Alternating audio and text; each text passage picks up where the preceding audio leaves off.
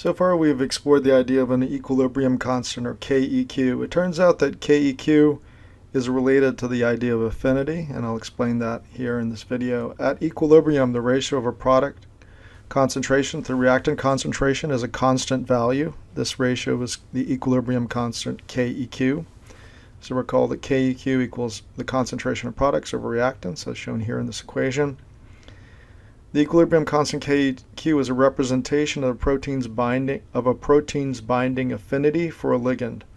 So for example here, if we use this equation here, KEQ equals the concentration of the bound form of the protein, PL, divided by the unbound form, which is the concentration of P multiplied by the concentration of L.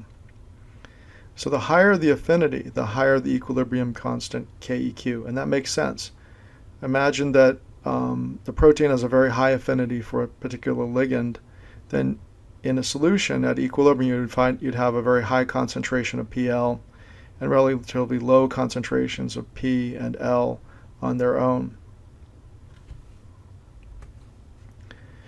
The reciprocal of KEQ is called the dissociation constant, or KD. So KD equals just the inverse, which is the concentration of P multiplied by the concentration of L divided by the concentration of the bound form, which is PL. A large KD indicates a low affinity of the protein for the ligand. A small KD indicates a high affinity of the protein for the ligand. So let's look at this graph. This is a picture from your book. The graph below represents the binding of oxygen molecules to two different proteins, myoglobin and hemoglobin, over a range of oxygen concentrations. Based on the graph, which protein has the higher affinity for oxygen? Explain your reasoning. So if you look at this graph, first of all, let's look at hemoglobin. The way you'd interpret this is you'd pick a concentration. Let's just pick 20 millimeters of mercury. So we'd see at 20 millimeters of mercury, we can read off the graph that about maybe 35% of the hemoglobin is bound to oxygen. Now if we increase the amount of oxygen, let's go to 80. So this is a relatively high oxygen concentration. Then the percentage of bound hemoglobin that's bound to oxygen is much higher, maybe 95% or something like that, or even higher. Okay, now let's compare these two different proteins, hemoglobin and myoglobin. Let's go back to 20 millimeters of mercury. So this represents, it's actually a pressure, but it represents oxygen concentration. So at 20, we had about 35% of hemoglobin bound with oxygen. At the same oxygen concentration, myoglobin is a little over 70% bound. So which of these two has the higher affinity? Okay, let's move on to the next picture or question. A large KD for a binding protein and its ligand means the protein has a blank. Okay, I'll let you answer that on your own. Okay, this is a figure from your textbook. Figure 2.13, factors that influence protein activity amount of protein, which is B here, and then we'll see ligand in a second. So let's look at the effect of changing the amount of protein on the chemical reaction rate. They're calling it a response rate here in milligrams per second. So this might be, say, something like the generation of product per second. In this experiment, the ligand amount remains constant. So you have a constant amount of the substrate or ligand, and then we're going to increase the protein, which would be the enzyme.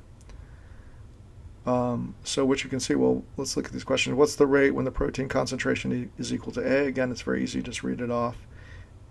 At concentration A, you'd have a response rate of 1 milligram per second. What is the rate at 2.5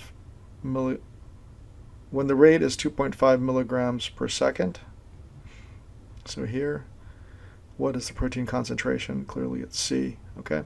So one thing you can note here is there's just a linear relationship. As we increase the amount of protein, the faster the reaction rate. Now the curve's a bit different. Here we're changing, in this experiment, the amount of binding protein or the enzyme is held constant.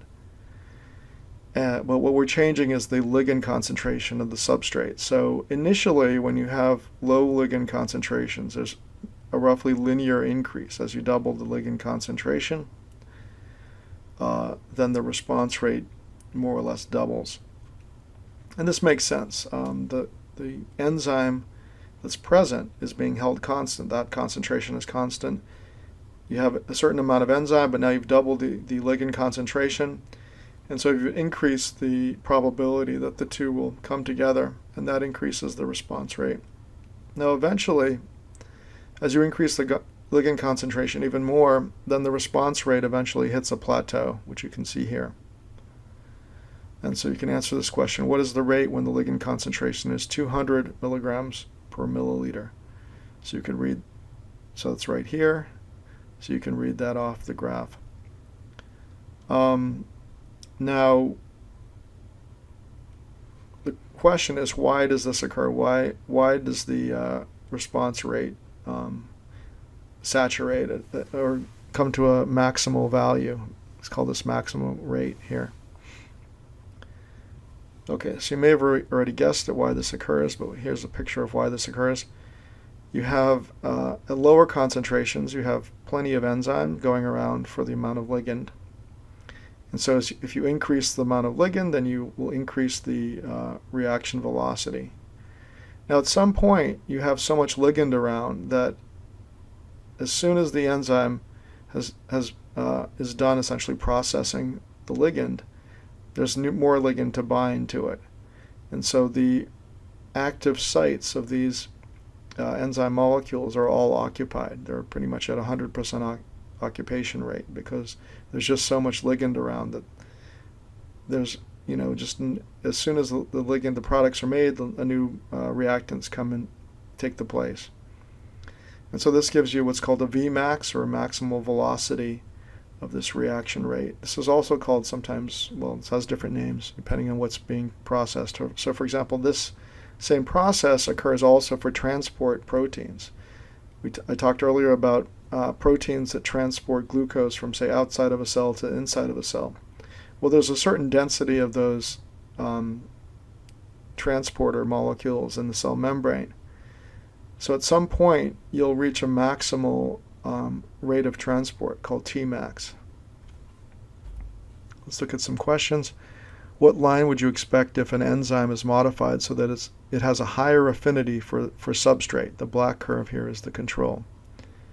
So I'm not going to give you the answer. You should just think about this. The idea is that higher affinity means it has a stronger ability to bind the substrate. Once it binds the substrate, the reaction can then go forward. So you can, based on that information, you should be able to figure out which curve would be correspond to the higher affinity. Here's a different question. What line would you expect if enzyme concentration was reduced? The black line is the control. So here we're assuming that the enzyme kinetics don't change. So the enzyme itself doesn't change, but we're just changing the concentration of enzyme.